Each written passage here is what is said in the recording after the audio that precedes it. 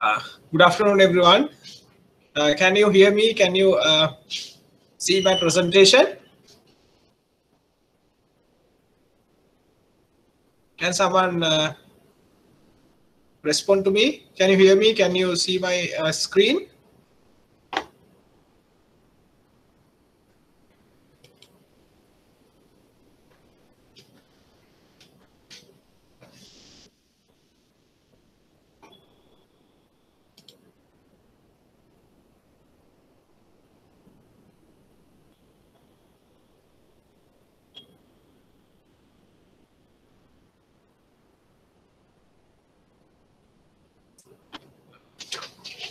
Right. Thank you.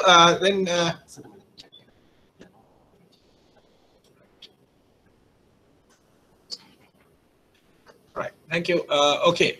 We'll start our revision class today. So we'll have two or maximum three lessons or classes just to have a revision, quick revision. What we have learned so far, that we are going to do a revision, and I hope that it will help you to memorize what you have studied for your exam. So okay, first today we are starting from the first lesson. The first lesson we studied sources of law. So under that we discussed what is law. Law is a set of rules of regulations. You may remember set of rules and regulation, which it has a binding effect, with a binding effect, and it is imposed by an authority. Imposed by an authority. The purpose of having law is to redress the wrong or punish the wrongdoer. So this is the interpretation for the law. If you get a question at the exam, the interpretation of law, or what is law, is this. So you have to very thoroughly remember this one.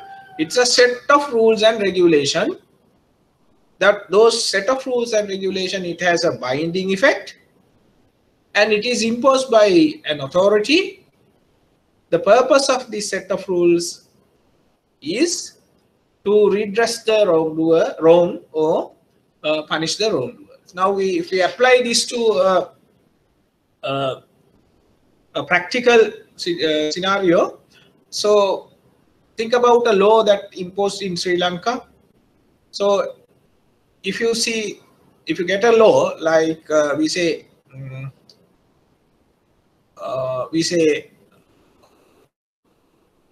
a Motor Traffic Act, right? So in that Motor Traffic Act, it is a law, motor traffic law. So motor traffic law, it includes set of rules and regulation. When you read the act, you can see there are a lot of sections. Then every section it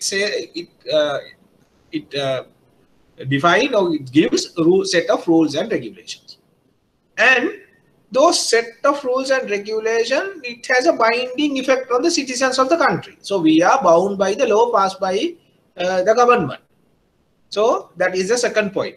Then who imposed the law? Who has the authority to impose the law? So the Motor Traffic Act is passed by the Parliament.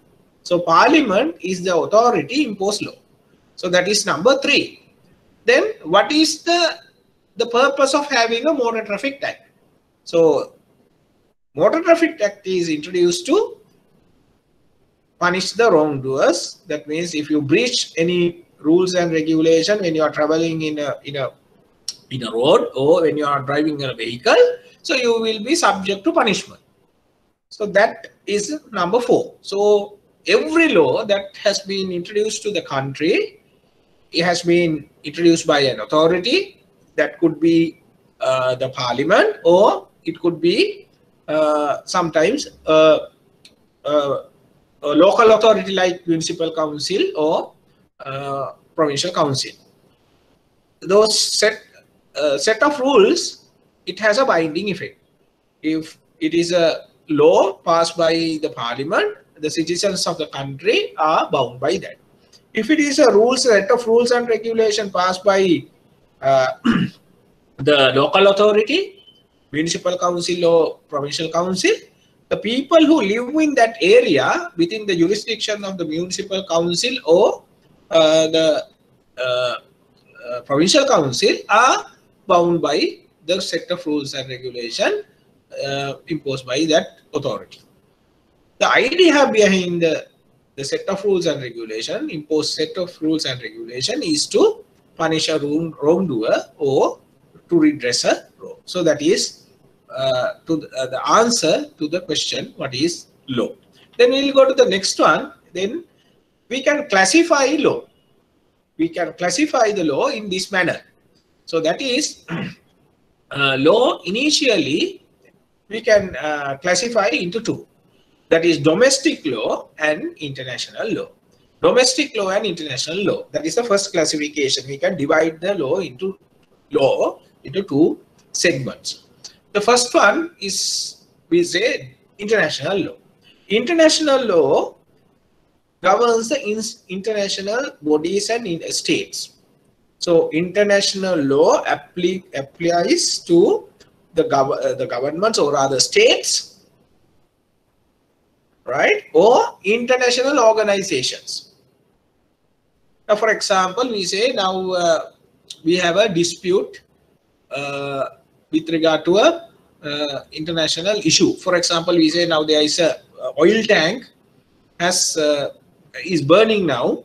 So if something happens to this oil tank, so there could be an environmental issue, then we can ask damages from that company, from the company who is the owner of the tank. So that the issue will be governed by the international law. That's one example. If for another example, if we say now, if we have a issue with another country, a state, issue between two states, then that issue can be solved by applying international law. International laws are introduced based on international treaties, international agreements. Likewise, the international law has been introduced based on those. Then the other side, the domestic law. Domestic law is applicable within a territory of a country. So, for example, Sri Lanka, if we take Sri Lanka as an example, it's a country. So, law passed by Sri Lankan legislature, that is the parliament, is only applicable to the Sri Lanka within the jurisdiction or within the boundaries of Sri Lankan territory. So it will not apply to other countries like India or Maldives or Bangladesh. It will not apply because it's a domestic law. It's not a part of international law. So again, the citizens of the country and people who live in the country within the territorial limits of the country are subject to domestic law. Then the domestic law we can divide into two categories. Domestic law, again, we can divide into two categories. So domestic law we can divide into civil law and criminal law. Civil law and criminal law. For your exam, we don't have to study criminal law, right? We have to study certain civil laws. The criminal law applies to the criminal offenses. For example, murder, rape, drug trafficking, those are criminal offenses. So those criminal offenses will be ruled by criminal law. The other side is the civil law. Other category is domestic law. We can divide it into two. One is criminal law, the other is civil law. Means civil disputes between citizens or individuals or even institutions. So those civil issues will be resolved by applying civil law. So that is the classification of law. So under the civil law, I have given some examples or some topics that you have to study for your exam. The one is personal law. Personal law, under the personal law, you have to study Candian law, Desawalami law, and Muslim law.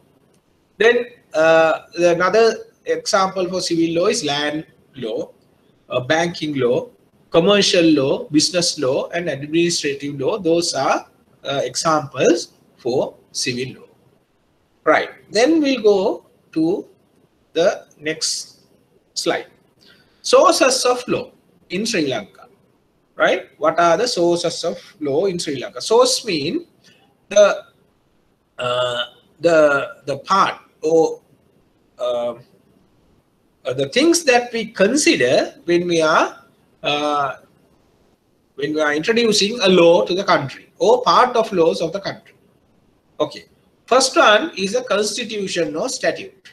Constitution or statute is the paramount law of the country.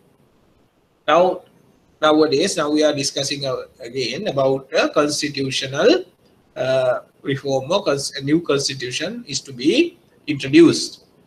A constitutional amendment or 20th amendment or whatever, that is the constitution we are talking about. Constitution is the paramount law of the source of the law of the country. When it comes to Sri Lanka, that is the paramount law. Paramount law means nothing over the constitution. No law will apply or supersede or overrule the constitution. Any law and every law passed by the parliament or any other institution like local government institution should be passed according to the constitution. According to the constitution. If any law or part of the law is not inconsistent with the constitution, or if it is violate the constitution, that law or that proposed law can be overruled by the Supreme Court. Someone can go to Supreme Court and get an order to overrule the law which is inconsistent with constitution. So every law has to pass according to the constitution or within the parameters of constitution. Second source of law of Sri Lanka is Roman Dutch law. Roman Dutch law is considered as a common law or residual law of the country. Common law or residual law of the country, Sri Lanka, is Roman Dutch law. Roman Dutch law was introduced to the country by Dutch people during their colonial period. So basically they governed the coastal areas of the country. So what happened? They introduced their laws to govern or to resolve any issues, any civil issues when they arise. They applied Roman Dutch law. So as a result of that, the Roman Dutch law became a part of our law. Before they introduced Roman Dutch law, we had a system, we had a law system, we had Sinhalese laws established in the country, practiced by Sinhalese kings during their time until Dutch people came to the country. So we practiced a Sinhalese law system. So we had a court system. However, when Dutch people, when they capture the coastal areas of the country, they introduced Roman Dutch law. So ultimately, the Roman Dutch law became a part of the country, part of the law of the country. However, today the Roman Dutch law is considered as the common law of the country or residual law of the country. Then afterward, the third source of law is English law. English law, as we explained in our normal class, the English law was introduced to the country by the British people during their colonial period. So the Dutch people were were replaced by English people, British people. So what happened when they introduced new industries like banking, plantation, international trade? So when they introduced those new industries to the country, they introduced English law also as a part of the residual law of the country, because some of the issues arisen between the parties, civil parties, couldn't resolve by applying Sinhalese law or Roman Dutch law. So there was a vacuum. So to fulfill that vacuum, to fill the vacuum, so what they did, they introduced English law to the country. So as a result of that, so English law also became a part of the law of Sri Lanka. So now it is considered as a one of source of law in Sri Lanka. And then the fourth source of the country, source of the law of the country is customary law. Customary law. Customary law, how it has become a part of a source of law is very interesting. Now we say now we have ethnic groups. We have Sinhalese, we have Muslims, we have Tamils, right? They have their own customs. They have their own customs. Sinhalese people, they have their own customs. Tamils, they have their own customs. Likewise, they practice those customs in their areas. Like, for example, if you go to Kandy, a Kandyan kingdom area, that they have their own customs. In Jaffna, Tesavala, they have the Jaffna Tamils, they have a system, they have customs. And if you go to eastern side, the eastern side, the Tamils who lives in eastern side, they have their own culture and they have their own customs. If you go to down south, people who live in down south, like Sinhalese who live in down south, they have a separate set of rules and regulations or customs, and they have their own subculture. So within the country, within the major culture, we have subcultures. So those people who live in those areas or ethnic groups, they have their subcultures and they have their own customs. So what happened when there is an issue arising? So court looked into these customs also. For example, we say now a dispute has arisen between two Tamils who live subject to Tesavala law. So then, apart from this constitution, Roman Dutch law, English law and everything, so court will see what are the customs that these people practice, whether they have followed the customs. So if it is so, the court will accept that customs as a part of law of the country. So likewise, in other areas also the same. So then what happened? This customary law also became a part of the law of the country. So therefore, fourth source of law of the country is customary law. It has become a fourth source of law.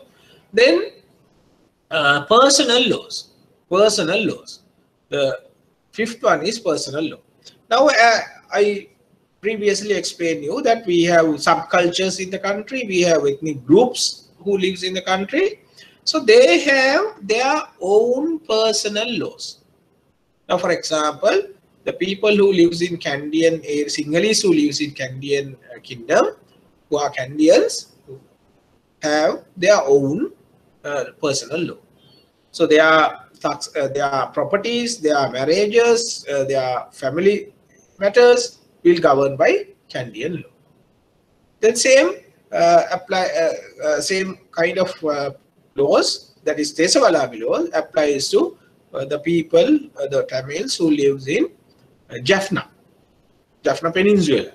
So that is their personal law. So their marriages, their succession, their properties are governed by Tesavala law. Then Muslims, they have their own traditions and they have their own personal law. Mukwa peoples who lives in basically in eastern part of the country also they have their own personal laws. So all these personal laws also has become a part of our law today. So that is the fifth source of law of the country. Then the sixth one is case law. Case law. Case law means the judgment given by the previous judges in previous cases. How it has become a part of the law is, so it has become a part of the law like this. Now we say a judge today in a bench, when he is resolving a matter, when he is hearing a case before him, when he gives his judgment, he will consider the judgment given by the previous judges in previous cases. So ultimately what happened, that the judge will take these those judgments given previously as a example to decide today's case. So then what happened, automatically the previous judgments will become a part of the law of the country. So judges, they make law because by giving judgments, and they consider or they follow the previous judge's judgment. So then automatically what happened, the previous judge's judgment will follow by the present judge, then it becomes the part of a law of the country.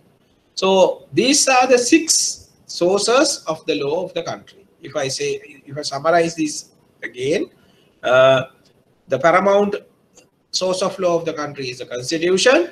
Then the Roman Dutch law introduced by Dutch people. Then English law is another source of law of the country, which has been introduced by the British people. Customary law, the customs people who practice in the country, also considered as a source of law. Then personal laws of the country, that is different ethnic groups have their own personal laws, also considered as a source of law. Then the 6th one is case laws, that is the judge's main law. So then we'll go to the next one. We'll study one by one now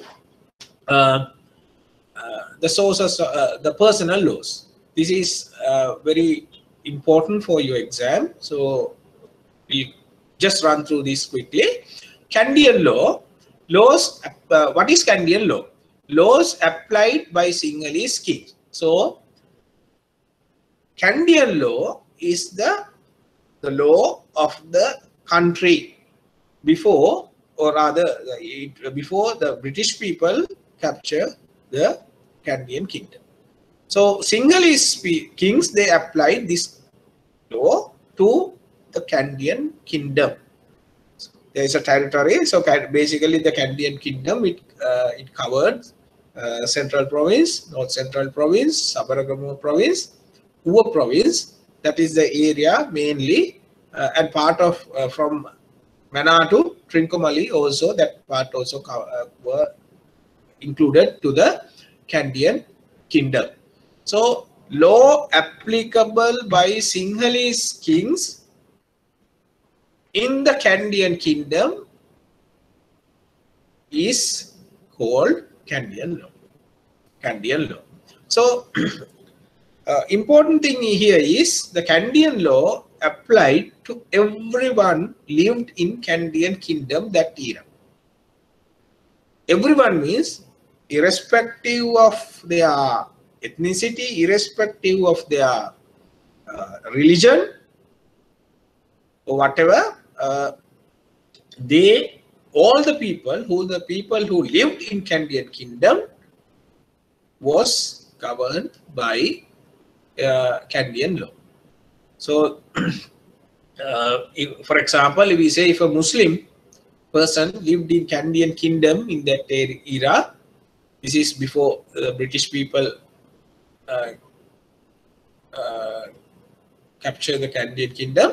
So that Muslim person also governed by the Kandyan Sinhalese Kandyan law. So likewise, it was a territorial law initially. Territorial law is it's applicable, it's applied to the territory, Canadian territory, irrespective of who is the person, right? So it applied to all persons lived in Sinhalese Kingdom. Case is Kershaw versus Nicol. In this case, in 1862, it was decided the Canadian law applied to any person who lived in Canadian Kingdom, irrespective of their ethnicity or their religion. Then afterward, what happened? In the case of William versus Robertson, a different judgment was given, and as per this judgment in 1866, it was decided the Canadian law is no more a territorial law. It is a personal law. It's only applicable to the Canadian Sinhalese, not to the people who Muslims or any other or Tamils or any other ethnic group who lives in Kandy will not govern by Canadian law. Only Canadian Sinhalese will govern by the Canadian law. So when we say Canadian Sinhalese, so it is not this Canadian law will not apply to all Sinhalese.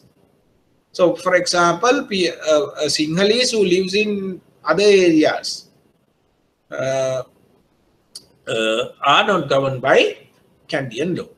So that case was William versus Robertson. It was decided in 1866. So these are the some of the legislatures with regard with applicable to the Canadian law. That is Canadian Succession Ordinance, Canadian Marriage Ordinance, and those are the two main enactments applicable to the ordinance applicable to the Canadian Sinhalese. The Canadian Marriage and Ordinance will applicable to the marriage of a Canadian, and it applies to the matrimonial rights and succession and property. It governs the Canadian law governs the matrimonial rights, succession, that is the property after the death of the person, how it is going to divide among the legal heirs, and the property law or property will govern by Canadian law if it is a Canadian Sinhalese. Then we'll go to the next one, is Tesavalami law. Tesavalami law applies to the Jaffna Tamils. So this is very important. It is a personal law. It's a personal law applies to Jaffna Tamils. Personal law means it is applied to the person, not to the territory. So it's a personal law. Shivana Jnanalingam versus Sundaralingam, the case that you have to remember. In this case, it was decided Tesavalami law, it's not a territorial law, it applies as a personal law. Judgment says applies to Jaffna Tamils wherever they live in the country, applies to movable and immovable properties whether situated in the country, wherever it is situated in the country. This is very important to the bankers. If a person is governed under Tesavalami law, his properties are governed by Tesavalami law. Doesn't matter where it is situated. It could be situated in Jaffna or in Colombo or Matara or Badulla, right? The property will govern by Tesavalami law. And the person also, wherever he lives, he will govern by Tesavalami law. So that is very important. Then the Tesavalami law applies to matrimonial right of the person, property rights of the person, and succession. These are the main areas governed by Tesavalami law. So then we'll see what are the acts relates to Tesavalami law. That is Jaffna Matrimonial Right and Inheritance Ordinance. Then we have Tesavalami Ordinance, and we have Tesavalami Preemption Ordinance. These are the ordinance that applicable, some of the ordinance applicable to the Tamils, Tesavalami, the Tamils who live in Jaffna, and the Tamils who govern under Tesavalami law. So this is about Kesavalavi law. Then we'll go into the next one, that is Muslim law. Muslim law. Muslim law is a personal law. Again, it is a personal law. Personal law means it applies to the person. Wherever he lives, it applies to that person. So it's not a territorial law. So therefore, there's no boundary. Wherever the person, Muslim persons live, he is governed by Muslim law. So important thing here is this Muslim law is a religion-based personal law. Religion-based personal law. So it applies to all Muslims in Sri Lanka. It applies all Muslims in Sri Lanka wherever they live in Sri Lanka. They can be live in Colombo or Kandy or anywhere in the country, but they are governed by Muslim law. They are governed by Muslim law. So case is Khan versus Marikkar, 16 NLR 425 is a case that you have to remember. So as per the judgment of Khan versus Marikkar, a person can be a Muslim, as per the judgment, it applies, the Muslim law applies to any Muslims, all Muslims rather, all Muslims who lives in Sri Lanka wherever they live. Then the other important thing is how a person can become a Muslim. A person can become a Muslim by birth. That is, everyone knows, right? If you are born to a Muslim family, by birth you become a Muslim. So any other persons also like Sinhalese, that if you are born to a Sinhalese family, you are then Sinhalese. If your father and mother, they are Sinhalese, then you also automatically become a Sinhalese. Tamil is also same. So likewise, by birth you categorize to a ethnic group. So that is one method. The other method to become a Muslim, that you can convert to a Muslim. You can convert to a Muslim by converting to Islamic devoted. Not like other ethnics group, right? For example, you can't, if you are a Sinhalese person, you can't convert to a Tamil, right? If you are a Tamil, you can't convert to a Sinhalese. But any person, any other ethnic group, a person can convert to a Muslim by converting to Islamic religion. So that is another important thing that we have to see. And it applies, the Muslim law applies to Muslim marriages and Muslim succession and Muslim properties of Muslim person, marriage of a Muslim person and succession of a Muslim person is governed by Muslim law. Then another thing when it comes to Muslim law that you have to remember, under the Muslim law, there is a special court system, courthouses are there, that is called Khati courts. Khati courts. This is how we write this. It says quasi courts, right?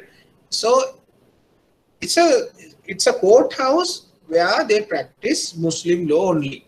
So basically, this Khati courts, they have the exclusive jurisdiction to hear Muslim divorces. If Muslim couple wants to get divorced, they have to go to Khati courts, not to the normal courts. So other ethnic groups, people, they go to normal court, general courthouses to get a divorce, but Muslims, they go to Khati courts. So what are the acts applicable to the Muslims? Some of the acts that I have mentioned here. One is Muslim Marriages and Divorce Act. Muslim Marriage and Divorce Act. Then the second one is Muslim Interstate Succession and Waquf Ordinance.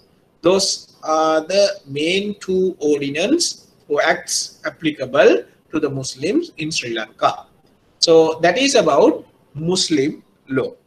Then we'll go to the next slide, that is the court system of the country. Sri Lanka, what is the court system? When we say court system, we have a hierarchy of courts system.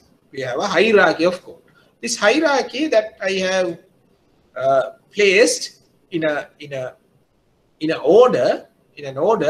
So if you go through this order, you can see the highest. We'll go from the lowest court.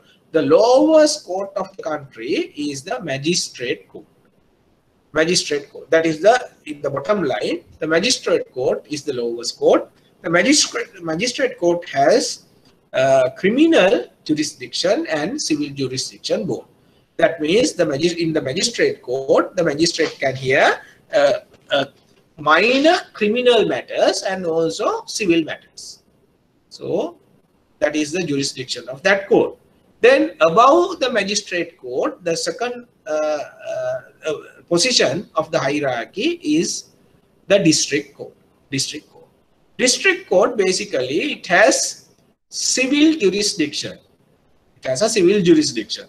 So if there is a dispute arising among a civil dispute arise between two individuals or between institutions, so those matters can be referred to the district court because it has civil jurisdiction. Then the third position of the hierarchy is the high court. Above the district court, the next step is high court. High court, basically it has mainly criminal jurisdiction. So now you see the magistrate court has both civil and criminal jurisdiction, mainly criminal jurisdiction. Then next is district court, which has mainly civil jurisdiction. Then above that we have high courts, which has mainly criminal jurisdiction. And apart from that, the high court, it has appellate jurisdiction. Also. Appellate jurisdiction means you can hear, the high court can hear an appeal from a lower court. That is, from the magistrate court, if you are not happy about the judgment or the order given by the magistrate, there are provisions that you can go to high court as an appeal. So that is the third layer of the hierarchy. Then above that, above high courts, there is another court called Court of Appeal. That is the fourth position in the hierarchy.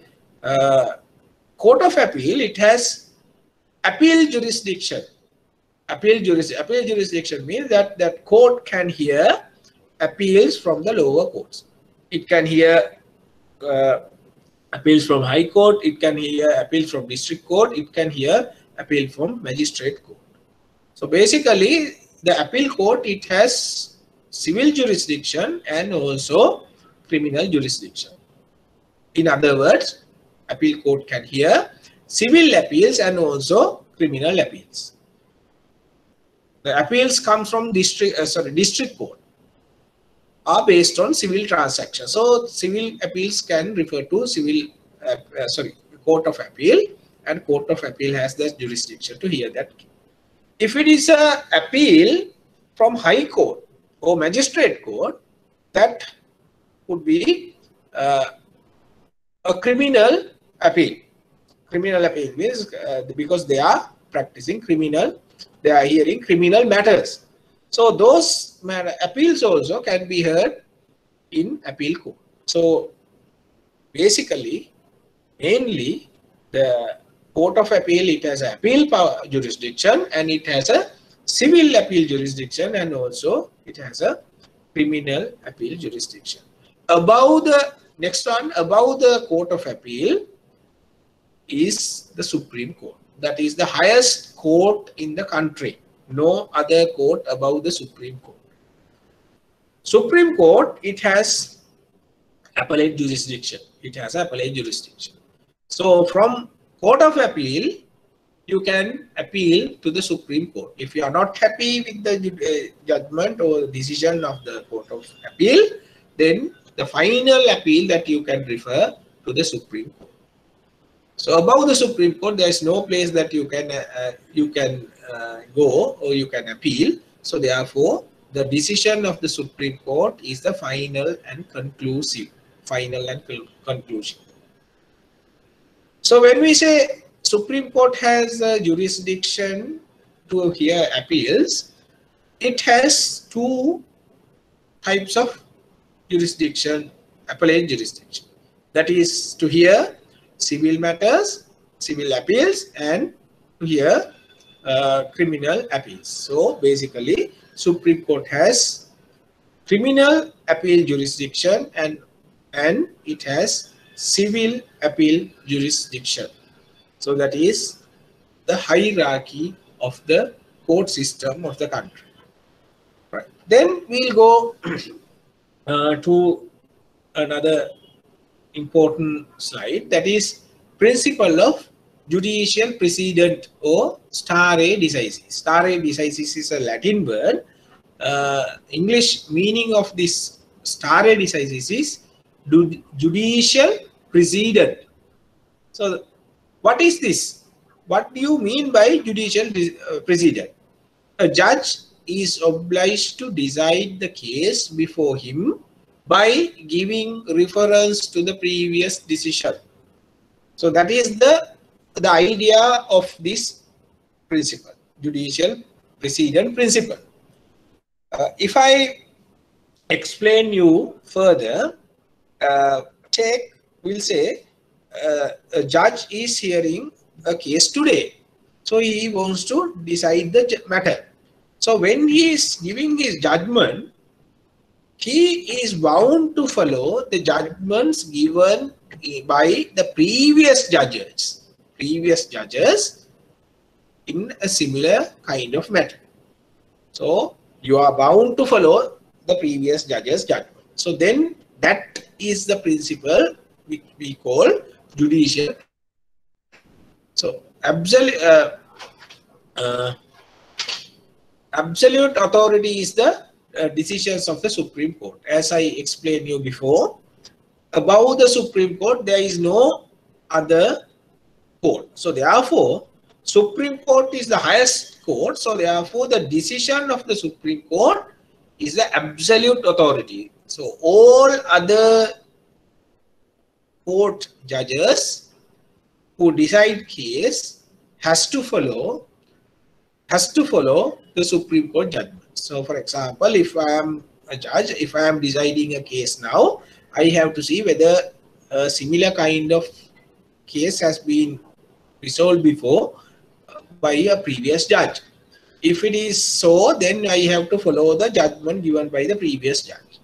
If the judgment is given by the Supreme Court of the country, that is the absolute authority that I don't have any power as a judge today to deviate from the judgment given by the Supreme Court. Basically, in other words, I have to follow the Supreme Court judgment. Then Supreme Court is not bound by their own previous decision. Now think what will happen when Supreme Court is deciding a case. Supreme Court is the utmost superior court of the country. So when they are hearing a case today, are they bound by the previous Supreme Court judge's judgment?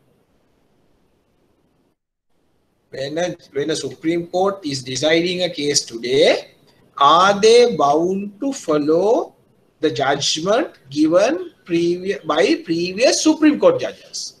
So it is very important. The Supreme Court is not bound by their own judgment. So if you are the superior court, then you are not bound by the Supreme Court judgment given by the previous Supreme Court judges. So that is another important point that you have to remember under judicial precedent. Then the third one is Supreme Court is not bound. The lower court cannot question the decision of the court of superior authority. That's another important thing that you have to remember. If you are a lower court judge today deciding a case, you can't question or you can't criticize the previous judge's judgment, whether it's right or wrong, that you have to follow, because they are superior to you. So therefore, under the judicial precedent principle, the present judge, without questioning, without criticizing the previous judgment, that you have to follow the same. So that is the next one. Then the last point is, however, the court of equal status can follow the previous decision of equal status conditionally. So if you are in the same level, for example, we say today's judge is a district court judge, he is deciding a case. Then when you see, when you analyze, before you give the judgment, that you have to follow the judicial procedure. So therefore, you see whether a judgment has been given by a previous judge. When you see that, then you observe there is a judgment given previously by another district court judge. Now we have a question. The present judge is also a district court judge in the same level, and the previous judge also a district judge who was in the same level. So in the hierarchy, they are in the both are in the same level. The question is, if you are at the same level, if you are in the same level, that means if you are the same court, whether you are bound to follow the previous judge's judgment under the judicial precedent principle. The answer is yes, you can follow the previous judge's judgment if you wish, with conditionally. So that means that you can take whatever the part that you want from the previous judge's judgment, and you can apply that to your judgment, and you can write your judgment. So these are the main points that you have to remember under judicial precedent or stare decisis. Important thing here is this stare decisis or judicial precedent is a repeating question in your exam papers. If you go through 5 years papers, you can see this question they have asked many times. So they ask sometimes what is stare decisis. So then you know it is judicial precedent. Or sometimes they ask what is judicial precedent and explain. So then what you have to do is, you remember that is about this. You have to explain what is judicial precedent or stare decisis, and you have to further explain each and every court what is the obligation to follow the previous judge's judgment by each and every judge in different level. So that you have to explain. So that is about judicial precedent. Then we'll go to the next one then.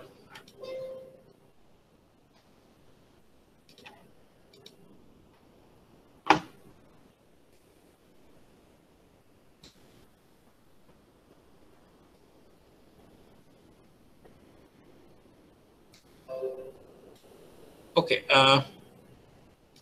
Second topic that we are going to discuss is law of contracts. Law of contracts.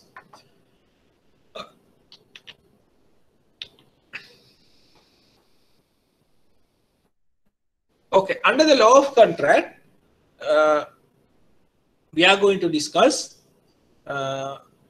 firstly, what are the elements of legally enforceable contract. Now, initially, what is a contract? Contract is an agreement between two or more parties.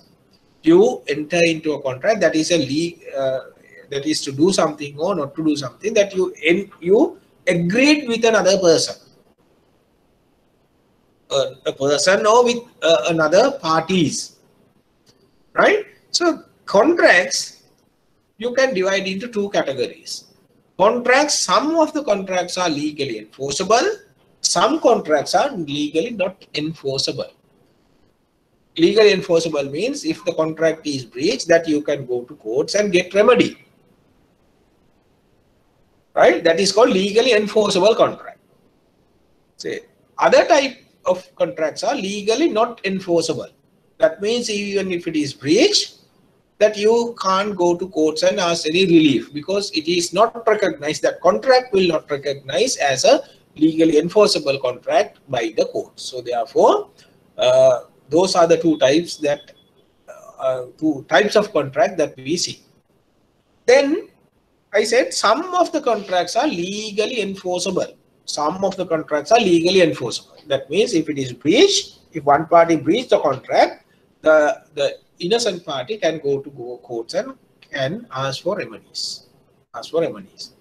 So how do you identify a legally enforceable contract, or what are the requirements of a legally enforceable contract? So I have given here the elements of legally enforceable contract. Basically, we have seven elements of a legally enforceable contract. If these seven elements are there, then that contract is a legally enforceable. If any of these elements are not there, that is not a legally enforceable contract. It's a contract, but not a legally enforceable contract. That is the difference. So we'll see what are the main elements of legally enforceable contracts. The first element is agreement. Agreement means offer and acceptance. The second element is the intention. Intention means the idea to create a legal relationship. That is the second element. Third one, consideration or justa causa. Consideration or justa causa. That means all the parties of the contract must contribute to the contract. Every party has to contribute to the contract. So that is called consideration. There's a Latin word that is justa causa, that we are going to discuss one by one later. So therefore, just remember at the moment, consideration or justa causa must be there. Then the fourth one, contractual capacity. Contractual capacity. That means each party of the contract must have the power to bind himself to a contract. So that means some parties, they don't have the contractual capacity, or they can't bind themselves in a contract. So if it is so, then the contract is not legally enforceable. Then the next one, legality. What is that? Means the legality of the contract. So you know that we are going to discuss later. Anyway, for the time being, remember the contract must be not illegal. If it is an illegal contract, that you can't go to courts and ask any remedy if it is breached. Then the true consent. The parties of the contract must give their consent without any influence. So that is called true consent. Then the last one, the seventh one, is form or formation. Form or formation. Form or formation means the parties who enter into the contract must enter into the contract by following the requested law procedure. Right? If law says that you have to enter into a contract in following this process or procedure, the parties have to follow the process or procedure rather. If you have not followed the procedure, then the contract is not valid in law. So those are the seven elements of a legally enforceable contract. Right. Now we'll take one by one and see what are those elements, and we are going to elaborate furthermore now.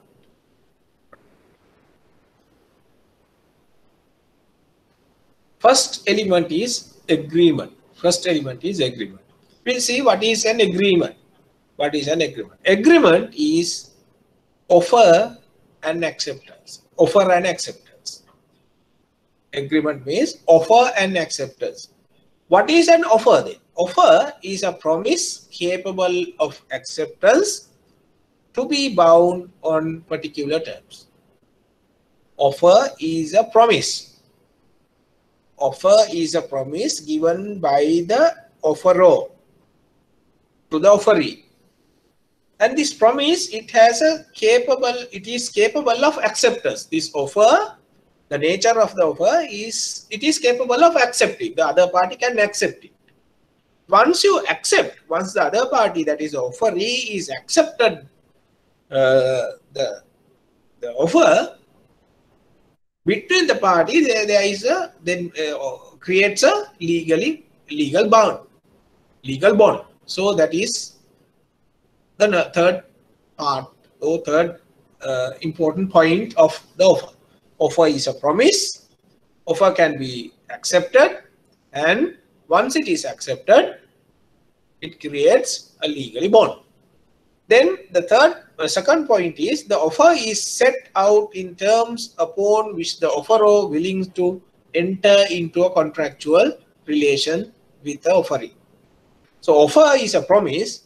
Offeror gives his conditions, terms and conditions to the offeree by giving an offer. Now, for example, take an example where a bank gives a loan to a customer. When a customer applies for the loan, he gives an application, loan application.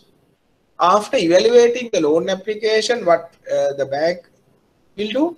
The bank issue a letter of offer letter. So in that offer letter, it's a promise. You see, when you read the offer letter, it says, "We glad to inform you that the bank has decided to grant you a loan of this much." What is that? That is a promise. That's a promise. Then it further says, the terms and condition of applicable to this loan is set out below. Then you give the terms and conditions. You say the loan amount is this much. The purpose of the loan is this much. Interest rate applicable is this much. The monthly installment is this much. Tenor is this much. 5 years or 10 years. Likewise, you give basic main conditions of the loan. So that is, you convey the terms and conditions that you want to bind with, that you give to the offeree by way of an offer. Then the third one, as soon as it has been accepted by the offeree, a legally binding agreement creates. So that is the other important thing. When you give a promise, that is an offer. Once the customer accepts it, you have an agreement. Your agreement creates. So that is the third point that you have to remember. Then the next one,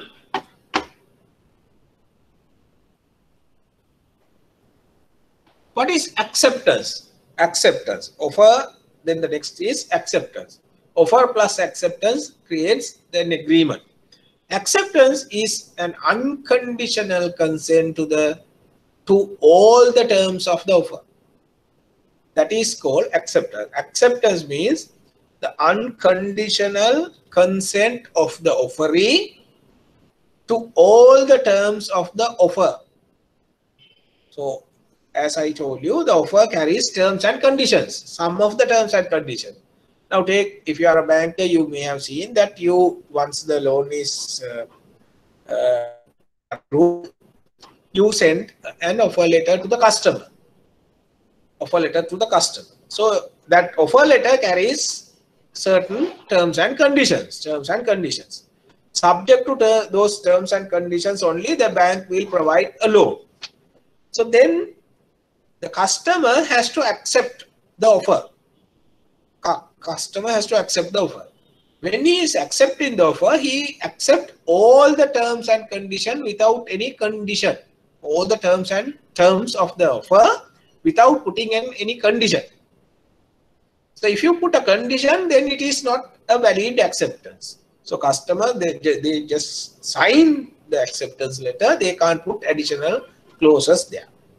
So then it is an unconditional consent of the offeree to all the terms of the offer. If you have a condition or if you cut a part of the offer letter, then that offer will not valid anymore. Then the next point that you have to remember, the offeror can require any form of acceptance. When you are making an offer, if you are the offeror, then you can decide the way of acceptance, the method of acceptance. It could be in writing. You can say that if you are accepting my offer, send your acceptance in writing. So then that is the method that they can use. By post. So acceptance letter can be sent by post. Or you can say that your acceptance letter should come by way of an email. So then SMS, likewise, that the offeror, the person who makes the offer, can choose the mode of acceptance.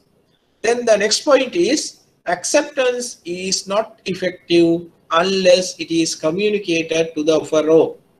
So offeror makes the offer, then the offeree accept it.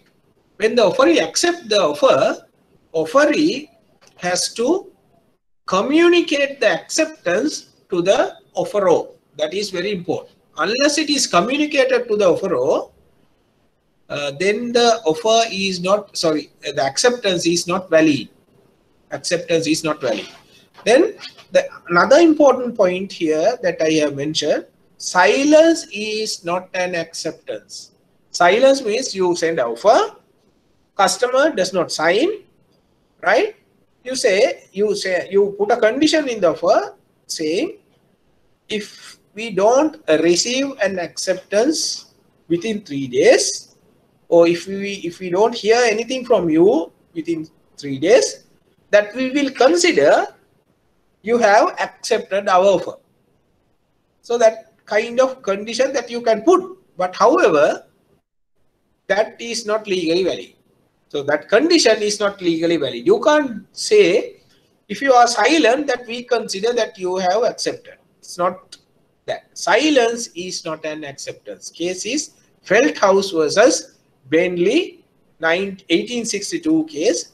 If in that case, the offeror put a condition like this, he put a condition to say, if I hear no more about him, I consider the horse is mine at that price. So this is an offer, and this is a negotiation. This is about a negotiation of a horse. One party sent offer to the other party put a counter offer and said, I will give you this much, I will give you this price to this horse.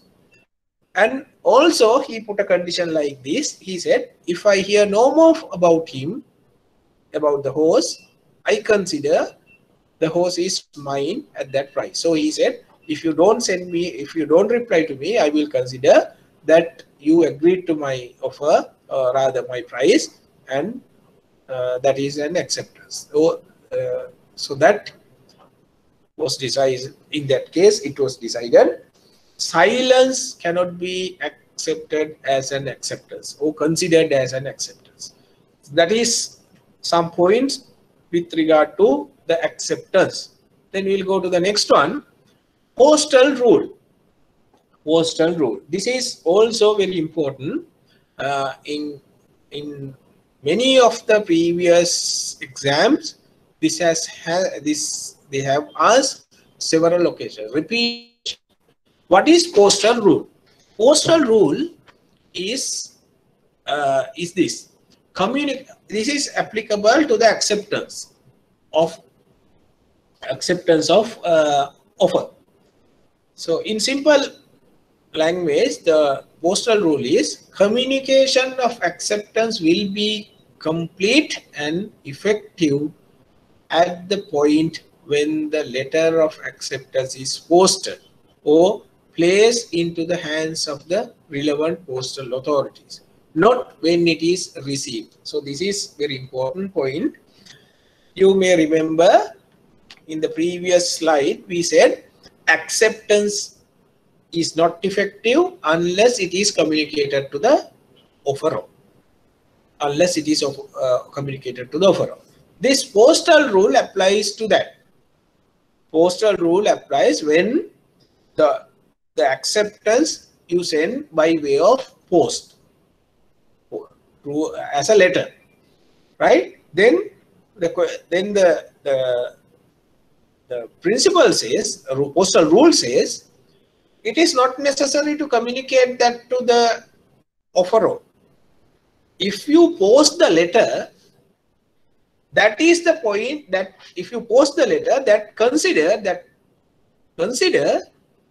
it has been communicated to the offeror. Now, for example, we have given a case here, Adam versus Linsell. What happened in this case? D sent a letter to the send a letter to P, offering to sell some wool to P. So what happened on this matter? D sent an offer. D sent an offer to P. Right. So then what happened? On the 2nd of September, he sent this letter on the 2nd of September. 2nd of September, offer letter sent. Offer letter sent. Then what happened? D replied an answer from P. Requested an answer from P by post. So he said, send your acceptance by way of postal letter. Now, acceptance will come by way of post. Then postal rule applies. The letter was misdirected and did not reach P until 5th of September. So what happened? This was misdirected and it was reached to P only on 5th of September. 5th of September. So offer came to P only on 5th. Then on the same day, P accepted the letter. Accepted the offer. And he posted the letter on the same day, 5th of September. 5th of September, he posted the letter P. Right? Now, what is the situation? As per the postal rule, once the letter of acceptance posted, when you put the letter into the post box, it is considered as the offer is. It is considered the acceptance is communicated to the offeror. So then, offer plus acceptance creates an agreement. So as per this case, now what has happened? Agreement has been created on 5th of September, it is on the same day. So what happened? However, now D accepted the same day, and had the offer been properly directed, the answer that is the acceptance should have been received by 7th of September. So if it is properly served to the offeror, the answer, that is the acceptance letter, should reach under normal post to the offeror by 7th of September. But what happened? 7th of September till 8th of September, D didn't receive any reply from P. So therefore, he thought that P has not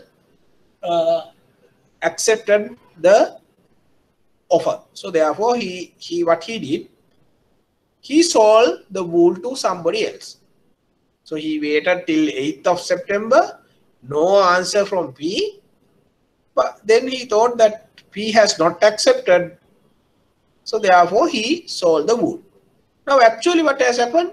On the 5th of September, D has accepted, P has accepted the letter, offer letter, and also he has posted offer letter on the same day, that is 5th of September. When you put the letter into the letter box, postal rule apply, and postal rule says once you put the letter to the once you put the offer letter, rather the acceptance letter to the letter box, the communication completes. So then what happened? It was the other party, that is P, went to courts because he said that we have an agreement. D has breached the agreement. So on that basis, P went to courts. It was held. The contract was formed on 5th of September when P's acceptance was posted. So it was decided in this situation, the postal rule apply. So then what is the situation? Postal rule applied. Agreement has been created on the 5th of September. So D has sold the property or the wool to a third party on the 9th of September. That means that he has breached the contract. So that was the decision. He was therefore in breach of contract. So it is possible for the offeror to the next important point that you have to remember. It is possible for the offeror to expressly or impliedly reject the postal rule. So therefore, when you are making an offer by way of a letter, in the same letter, you can expressly or impliedly that you can say the postal rule will not apply to this offer. So then the postal rule will not apply. Otherwise, what will happen? If it is a offer made by way of a letter, and if the acceptance also comes by way of a letter by post, postal rule will apply. So that is about postal rule. Then the second point or second element of a legally enforceable contract is intention. Intention of the parties. What is intention? Intention means idea to create a legal relationship. When a party is making an offer and the other party accept the offer, both parties should have an intention to create a legal relationship. Otherwise, what will happen? There can be offer and acceptance, but if you don't have the intention to create a legal contract, that agreement is not a valid contract. So intention is very important.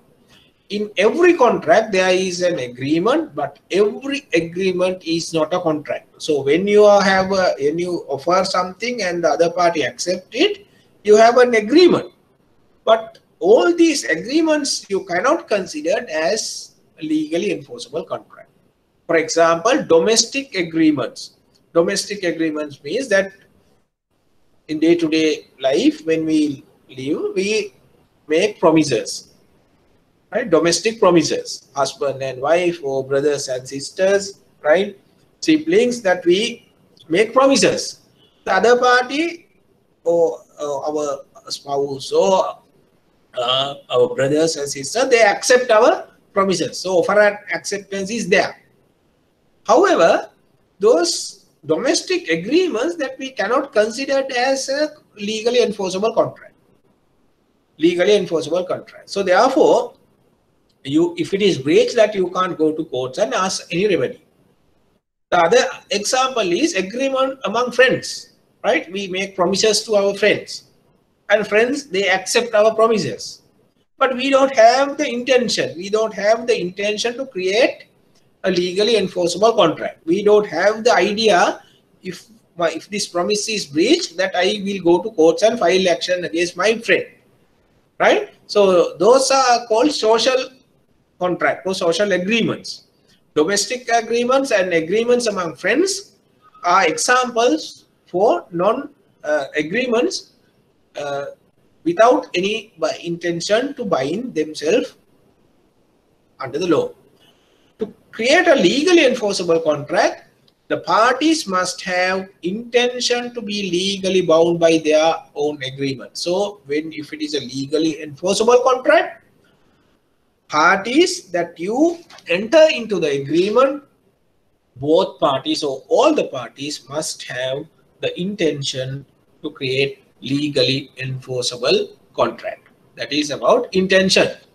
Then about the intention, there is a presumption, legal presumption. What is the presumption? If it is a commercial agreement, the presumption is all commercial agreements. The presumption is that the parties intend to create a legal relationship. If it is a commercial transaction, the presumption is both parties had the intention to create a legally enforceable contract. For example, we say you make an offer to the customer to grant him a loan. Customer accept.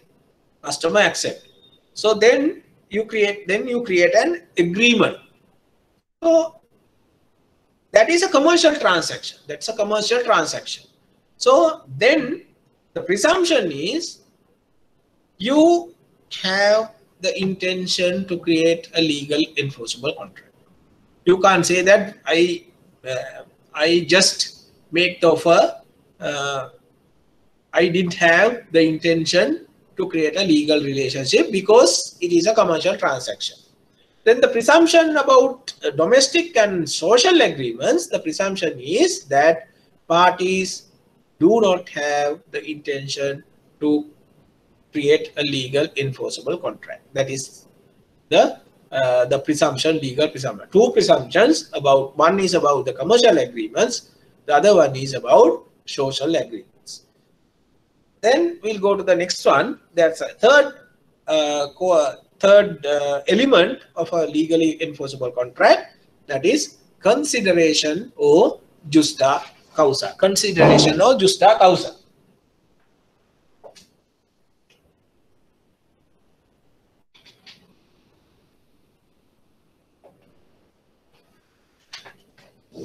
Okay, so we'll see what is consideration and justa causa. Consideration means it's an essential element of a valid contract under the English law. Consideration or justa causa mean all the parties of the contract must contribute to the contract. So both parties, offeror and the acceptor, offeror and the offeree, has to contribute to the contract. Both parties, they have to contribute a value to the contract. Example, we say you are purchasing a vehicle, seller and the buyer. That's a contract. So both parties, that is the seller and the buyer, they both have to contribute to the contract. What is the contribution of the seller? He sell his vehicle. It has a value. So he contribute to the contract. So what is the contribution of the buyer? He has to pay the value of the vehicle. So he also contribute to the contract. So both parties have to contribute to the contract. That is called consideration. Consideration is a valid or rather important essential element under the English law. On the other hand, justa causa or good reason is an essential element under Roman Dutch law. So basically, if the contract is governed by English law, there has to be a consideration. If that agreement or the contract is governed under Roman Dutch law, it should have a good reason or justa causa. So that is the difference between the consideration and justa causa. Then this means both sides must give something to the contract. Type of consideration. So when we say consideration, we have several types of consideration. We have good consideration, we have bad consideration, we can have valuable consideration, or we can have nominal consideration. So legally enforceable valid contracts, the consideration must be both good and valuable. Good and valuable consideration can accept as a valid consideration for a legally enforceable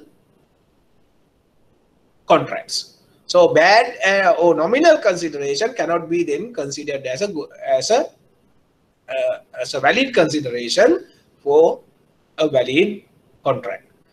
Then I will not go through the cases, that you can read the cases. Then the next one is the capacity of contract. Capacity of contract. What do you mean by capacity? Generally, anybody over 18 years of age and also mentally sound is capable of contracting. So if you are over 18 years of age and if you are mentally sound, then you can enter into a valid legal contract, legally valid contract. But some persons, they don't have the capacity to enter into contract. They can enter into a contract, but their contract is not valid. Example, minors. Most contracts with the minors are voidable at the minors option, but not the other party. So minors means a person who is below the age 18 years are considered as a minor. Minor does not have the capacity to enter into a contract. If we enter into a contract, that contract is voidable, not valid. Right? So for example, we say a minor obtain a loan from the bank. So then that contract is not valid. Loan agreement is not valid. So if we breach the contract, that you can't ask relief under that contract because the contract is not valid. Contract is not valid. Then some contracts are by statute unenforceable against minors. Now, example, Consumer Credit Act. Some contracts are by a statute unenforceable against the minors. So under this Consumer Credit Act, if a minor purchase goods, if he default, then we can't file action against the minor. Then, however, the contract for necessaries are binding on the minor. This is an exception. Normally, the minor's contracts are not valid. However, the contract for necessaries, if minor enter into a contract for necessaries, then that is valid. For example, we say minor enter into a contract to purchase clothes, medicine, food, educational equipment. So those are the necessaries of the person, minor. If we enter to purchase these necessary items, that contract is valid against the minor. So we can, if it is breached, if minor doesn't pay, then the seller can sue him under breach of contract, because that contract is contract for necessaries. Otherwise, the contract entered by a minor is not valid. Then the next one, I have given here a case, contract for necessaries, that is Nash versus Inham, that you can read the facts and understand. So therefore, I don't waste time reading the judgment. Then the second type of people who does not have the capacity to enter into a contract is the mental disordered or drunken person. Mental disordered people or drunken people. So then, what is this contract? What is this incapability? Mentally unsound person. They can't enter into a contract. They can enter into a contract, but the contract is not valid. So therefore, we can't enforce the contract against the mentally unsound person. Contracts are not binding on such person unless they specifically ratify the contract during their lucid period.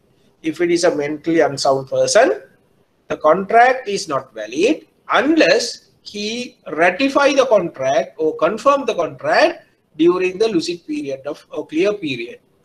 So you know that when we say mentally unsound, we have two types of mentally unsound people. That is permanently mentally unsound and temporary unsound mind people.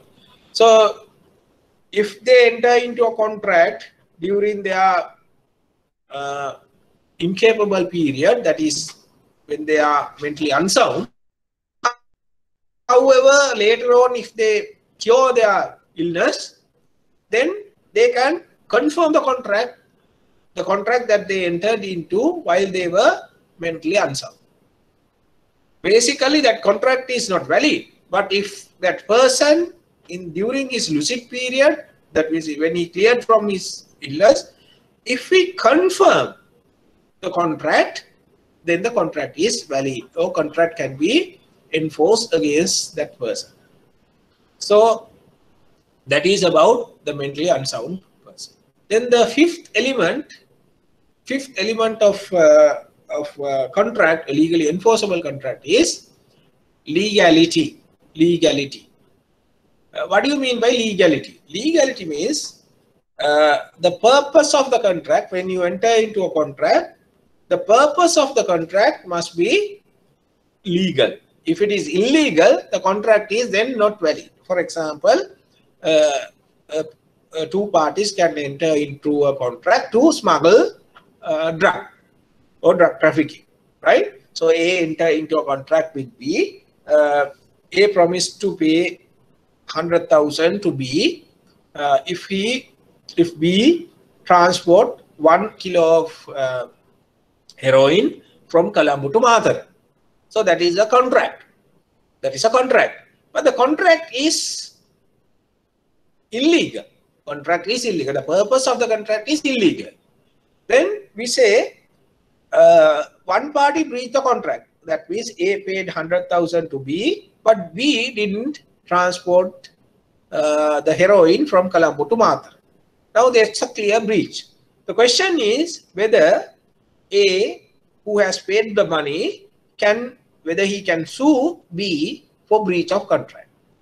The answer is very clear that A cannot ask any relief from courts on breach of contract because the purpose of the contract is illegal, or in other words, the contract between A and B is illegal contracts. So remember, if the purpose of the contract is illegal, the contract is void, contract is not valid, no relief that we can ask from courts if the contract is illegal. Then the next sixth element is the parties should have true consent. Parties should give the true consent to the agreement or to the contract. That is the sixth one. Sometimes you may have seen or you may have heard the parties give their consent due to some kind of influence, right? One party give a consent to enter into a contract with the other party because of the influence. So there are situations that parties give their consent like that. So in the consent given by a party due to undue influence or duress, that consent is not the true consent. So therefore, the contract is then not valid.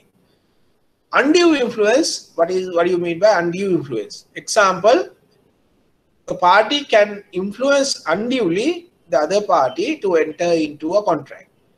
Undue pressure, undue persuasion or advice of the one party to the other party to enter into a contract.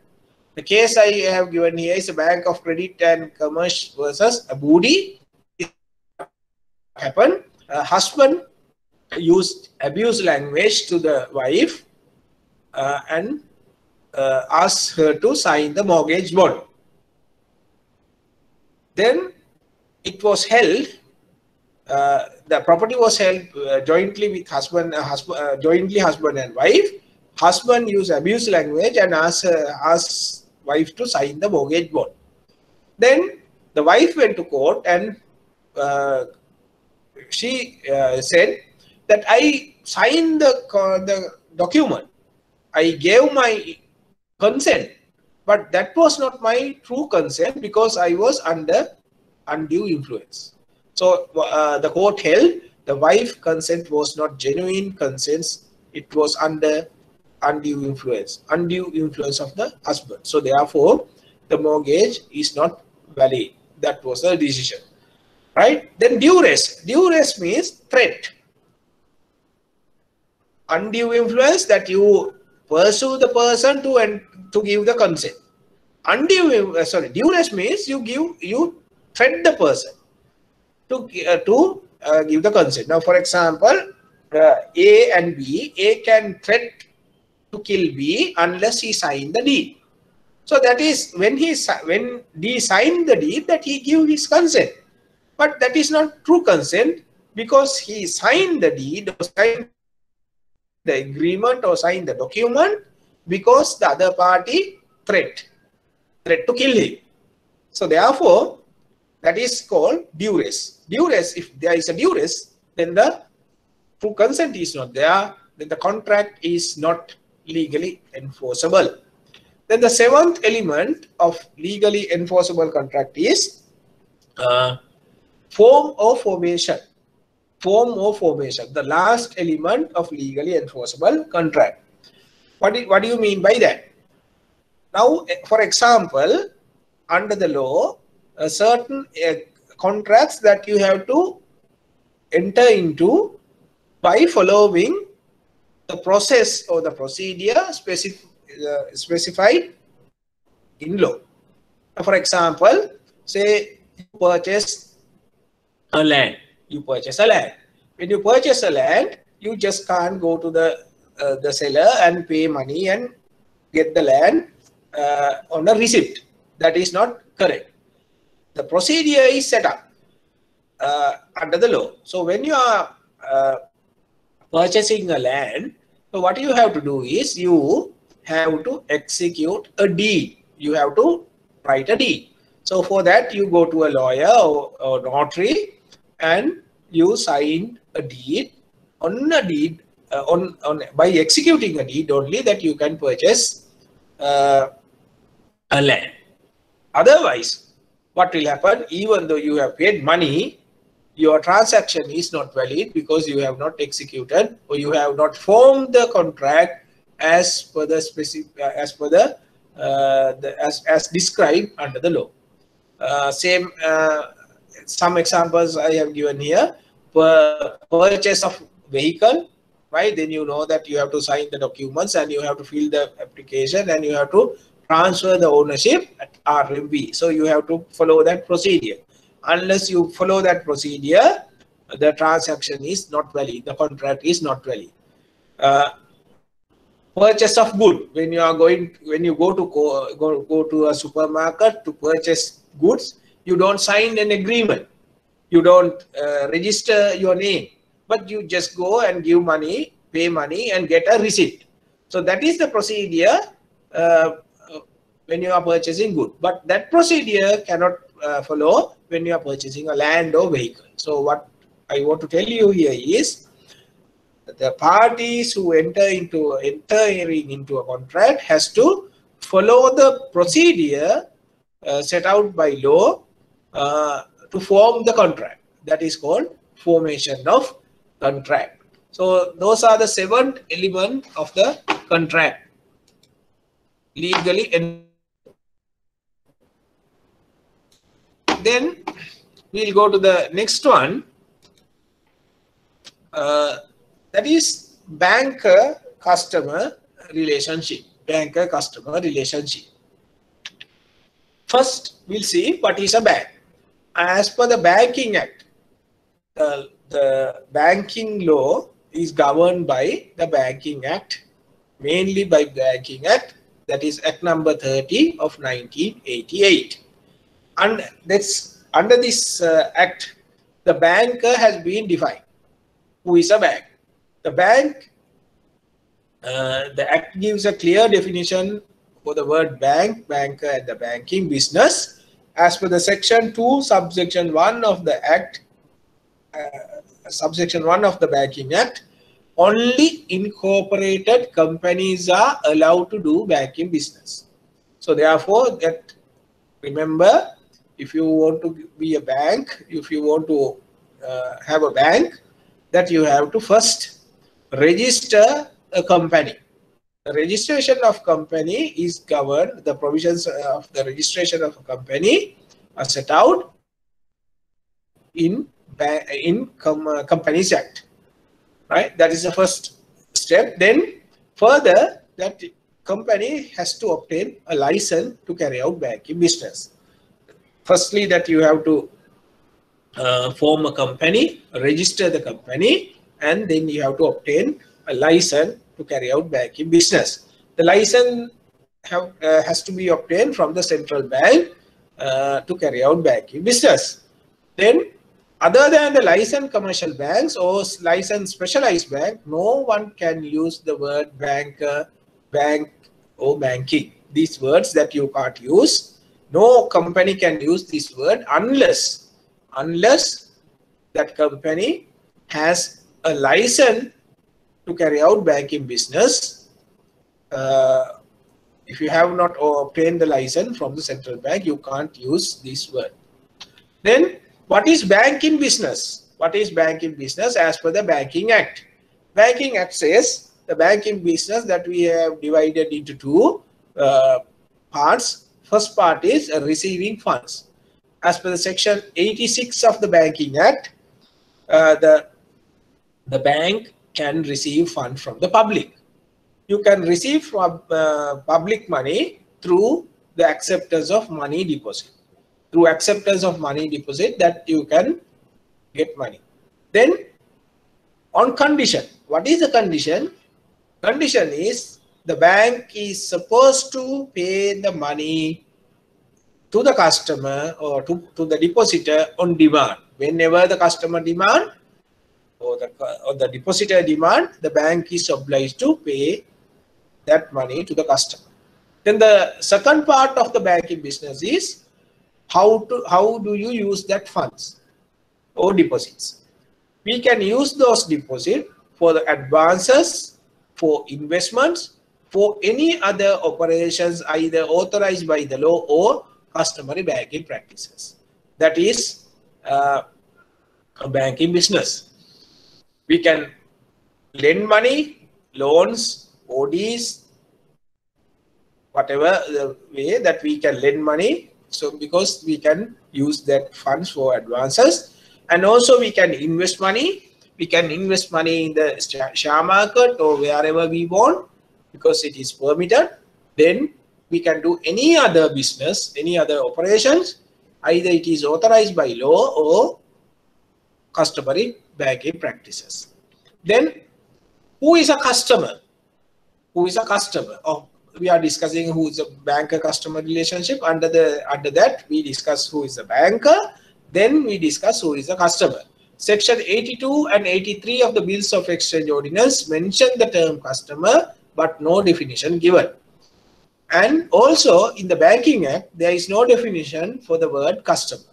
So therefore, what is the situation? Since there is no statutory definition for the customer, we have to rely on judicial decisions. That is case laws. The first case law that we have to remember is Great Western Railway versus London and County Banking Company Limited. As per the judgment of this case, that Great Western Railway judgment, customer is a person who holds any type of account with a bank. So we consider a person as a customer of the bank if he has a account with us, any type of account. It could be a current account, it could be a savings account or fixed deposit, term deposit or whatever. He has to open an account. Unless he opened the account, he is not a customer of the bank. There is no banker-customer relationship between them. Then the second case is Commissioner of Taxation versus English, Scottish and Australian Bank. as per the judgment of this case, immediately after opening the account holder become a customer of the bank. So in other words, it is not necessary to operate the account or deposit money. Immediately he opened the account, he become a customer. So so the banker customer relationship start at that point. Then the third case is Wood versus Martin matter. Interesting case. As per the judgment of this Wood versus Martins, when a person used to deal with a bank without an account, and if he opens account later, he becomes a customer of the bank from the first date he start his dealings with the bank. So what in this matter, what happened? Say a person is dealing with a bank. But he doesn't have an account with us. Right? He doesn't have opened an account with the bank, but he is dealing with the bank. There can be a situation like that.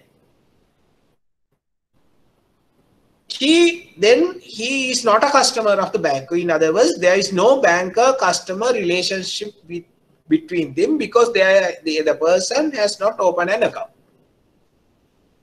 Say the person later in future day that he opens an account. Later he opens an account. Now the situation is once he opened the account, he become a customer of the bank. Or banker-customer relationship starts.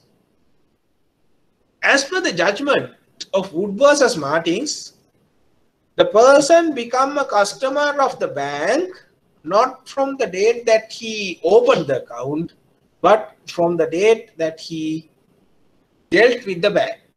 First date that he dealt with the bank. So that is very important case. Then the next one bank can be a customer of another bank. So when we say banker-customer relationship, it doesn't mean that one side it has to be a bank, in the other side of the relationship it has to be a customer or individual or company, right? So one bank can be a customer of another bank by opening an account. For example, we get a real example. We say HNB opened an account in commercial. HNB is a legal entity who can open an account. So legal entity can open an account. So HNB goes and open an account in another bank, commercial bank. Now the banker is a commercial bank, HNB is the customer. So between HNB and commercial bank, the relationship is then banker-customer relationship. It's a banker-customer relationship. So one bank can be a customer of another bank by opening an account. Lloyd Bank versus Chartered Bank of India and China. This is the case. In this case, it was held. If one bank is collecting or clearing checks of another bank, the bank A becomes a customer of the other bank, principal bank.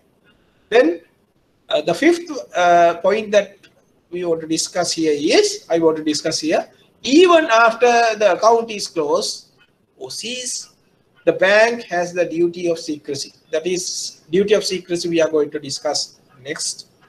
The important point here is, even the account is closed or ceased, the bank has a duty of secrecy.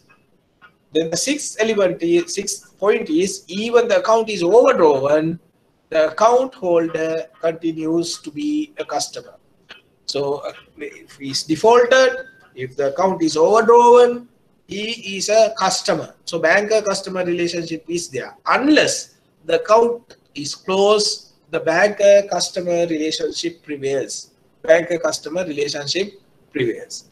So that is banker-customer relationship. What is the banker-customer relationship? What is the relationship? What type of relationship that we have with our customer? Mainly, the fundamental thing that you have to remember is the banker-customer relationship is a contractual relationship. It's a contract. Now we studied the contract law, right? You remember, under the contract law, both parties contribute to the contract. Both parties, they have rights and duties under the contract. They have to perform the contract. So Banker-customer relationship also a contract. The banker-customer relationship creates number of legal rights and duties. When you say it is a contract, if it is a contract, it creates legal rights and duties. So most of these rights and duties are implied rights and duty. Implied means it is not written in anywhere. It's not written, unwritten terms and conditions. So it is called implied rights and duties. The banker and the customer have duties and obligation on each other. Since it is a contractual relationship, the banker and the customer both have duty towards them. Now we'll see what are the duties. What are the duties under the banker-customer relationship? We have two parties, banker one side, the other side the customer. So we said between them they have a contractual relationship. If it is a contract, both parties, bank and the customer, they have rights and duties. First we see what are the rights and duties of the bank, from the bank side. Banker's right. Banker has a right to charge interest and fees. Bank has a right to charge interest and fees. Right? When we lend money as a bank, we charge interest. We are entitled to do so under the banking law. Then we have a right to charge fees also. Fees means when we provide a service to the customer, we charge a fees. That is also possible because it has been recognized under the banking law. Then the second one, the right to combine accounts. The bank has a right to combine accounts of the customer. If a customer maintain more than one account, if one customer maintain more than one account in a bank, the bank has a right to combine these two accounts. Combine means bank can amalgamate these two accounts and do transaction. That is called combine of account. Then next one, right to set off. Bank has a right to set off customers' dues against the customer's money in the bank. That is called right to set off. For example, we say we have given an overdraft to the customer against and the customer has a fixed deposit. Customer has a fixed deposit in our custody and in our bank, and also he has obtained a loan or he has obtained an overdraft facility. Customer has defaulted the loan, no overdraft. Now the bank has a right to set off. Right to set off means we can set off the dues of the customer from the money that he has deposited with the bank. That is called right to set off. Then the lien rights. Lien right also another right of the bank. That means the bank has a right to retain the goods of the customer until he settle the total dues to the bank. Now, for example, we say customer has obtained a loan. Customers has also get the service of the bank for safety lockers, right? We say, forget about that. We'll say the customer has received a check. And same time customer has overdrawn his account. So in a situation like that, or defaulted this loan, the bank has a right to retain the check until he settled the total dues. That is called lien rights. Those are the rights of the bank. Some of the rights of the bank, there are other rights also, but main rights of a bank is this. Then what are the duties of the bank? What are the duties? Under the banker-customer relationship, what are the duties? Primary obligation or primary duty of the bank is to receive money of the customer. If you allow a customer to open an account, if you allow a person to open an account, then the bank has an obligation. Bank has a duty towards the customer under the banker-customer relationship. What is that primary obligation? The primary obligation is receive money and collect bills, collect checks.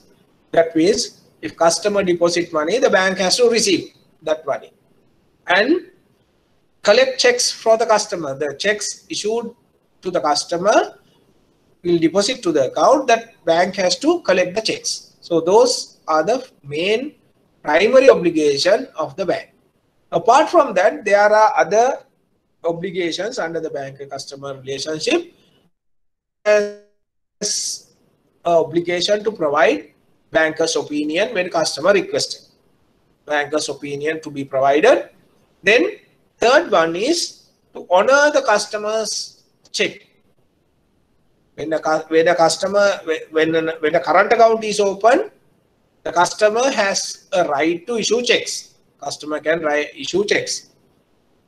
And the bank has a duty to honor the customer's check. Right? Customer has an implied duty to honor the check. So if the check is subject to these conditions, if the check is drawn in the proper form, and if sufficient funds available in the account, or if we have granted him overdraft. Third, if there is no legal barrier to pay, if the check is not presented, if the check is presented during the working hours, and if the check is presented to the same branch, then the bank is obliged to honor the check. If I repeat this again, the conditions: if the check is drawn in the proper form, that means the given checkbook, he has issued the check. If sufficient funds available in the account, if customer has sufficient funds in the account or overdraft is given, if there is no legal barrier to pay, that means there is no court order or stop payment instruction, no, he has not withdrawn the mandate, so therefore there's no legal barrier. And if the check is presented during the banking hours, if it is presented during the banking hours, that banking hours you have notified to the customer. So you say some banks they have 8 to 3.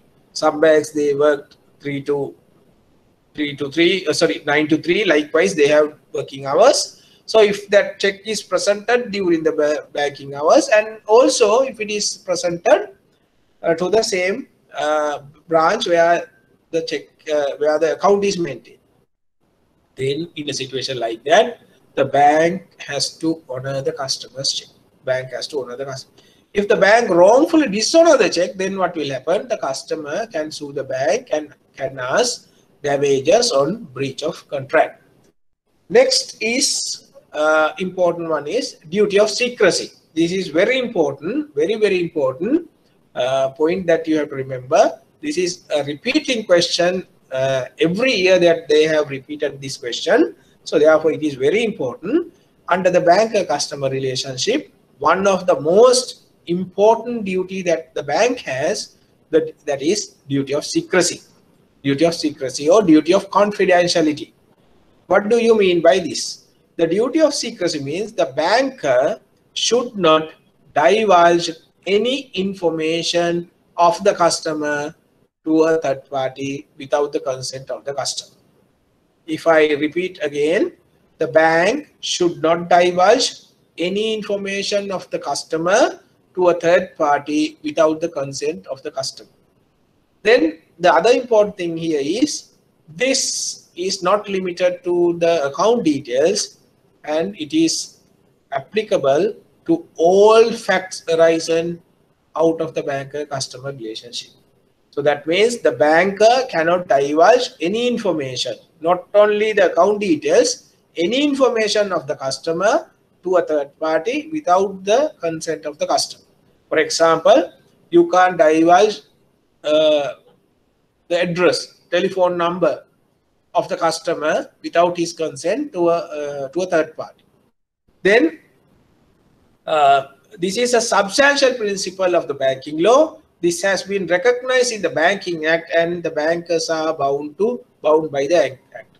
So this is not just banking practice or banking on just by common banking law. It has been included in the Banking Act also. Very important. These sections that you have to remember. Section 77 of the Banking Act. As per the section 77, all bank employees have to sign a declaration of secrecy. All employees of the bank has to sign a declaration of secrecy. So in that declaration, you say that you will not divulge any information of the customer to a third party without the consent of the customer. That is the declaration under section 77 of the Banking Act. Then section 79 of the Banking Act talk about the offense and the punishment. If you have signed a declaration and if you have divulged the information of the customer to a third party, that is a offense. That is a criminal offense. If it is a criminal offense, that you know that you can be charged in criminal court of law, that is magistrate court, and you can be punished. What is the punishment? The punishment is fine up to 1 million. You can be fined up to 1 million, and you can be in prison for 3 years. So both punishments are available. So can be given a fine up to 1 million and 3 years imprisonment if you breach the duty of secrecy. Then Tonia case that we have to discuss this. So now the time is passed. The time has been passed. So therefore we have to stop at this point. It's 3:02 now. So we will continue from here the next week. So the presentation will be shared to you. Then you can go through slowly. You can go through leisurely. So whenever, if you have any questions with regard to the discussion that we had or presentation, so next day that you can ask. So we'll stop at this point. We'll continue from here from next Saturday, same time 1 to 3. So thank you very much for the participation. See you next week. Thank you.